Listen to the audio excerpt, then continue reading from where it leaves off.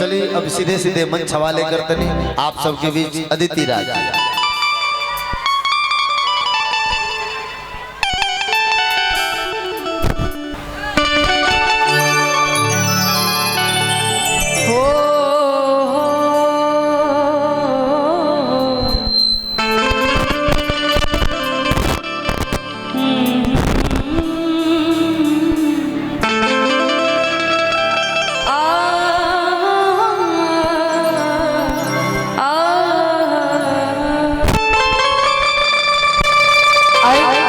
सबसे पहले ये पंडाल में जो भी हमारे भाई हमारे मित्र बड़े लोग उपस्थित हैं सभी को आदित्य की तरफ से स्टेज के माध्यम से यहीं से चरण छू के प्रणाम बा।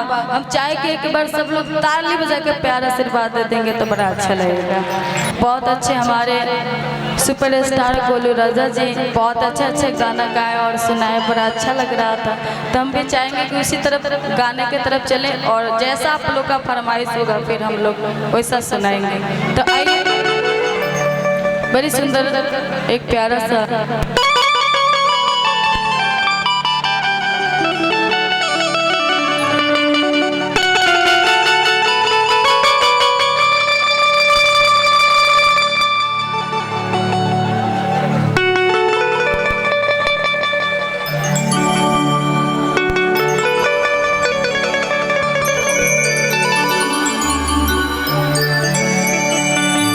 और आई बड़ी सुंदर भाव में बताओ तर लेकर कहत का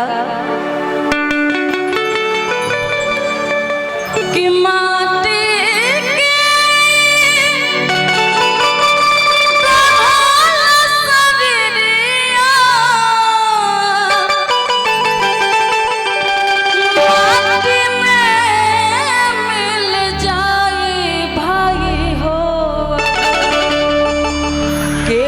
कुछ लेके नहीं जाए,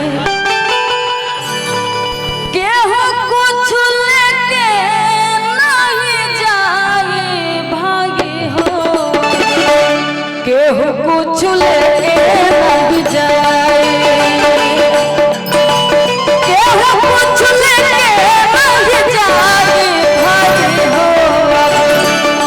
कुछ लेके नहीं जाए।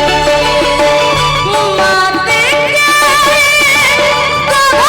सरिया माटी में मिल जाए भाई हो, केहू कुछ लेके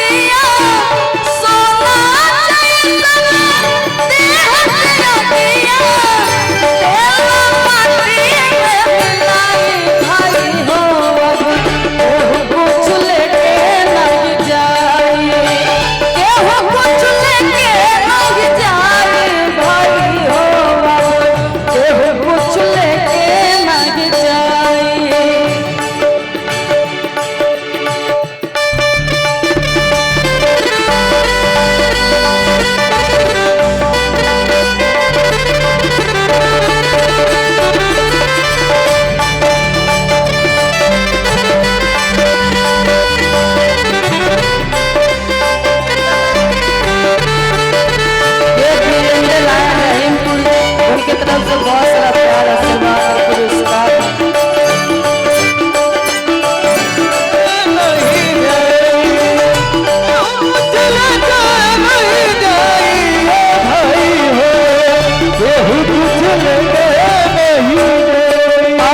बहुत सारा प्यार आशीर्वाद और पुरस्कार राजेंद्र राय जी की तरफ से बहुत बहुत धन्यवाद राजेंद्र राय जी आपको। और लड़का बड़ी सुंदर भाव में कहता चाँद कहा दिया डोरिया ओही पर लाला के चदरिया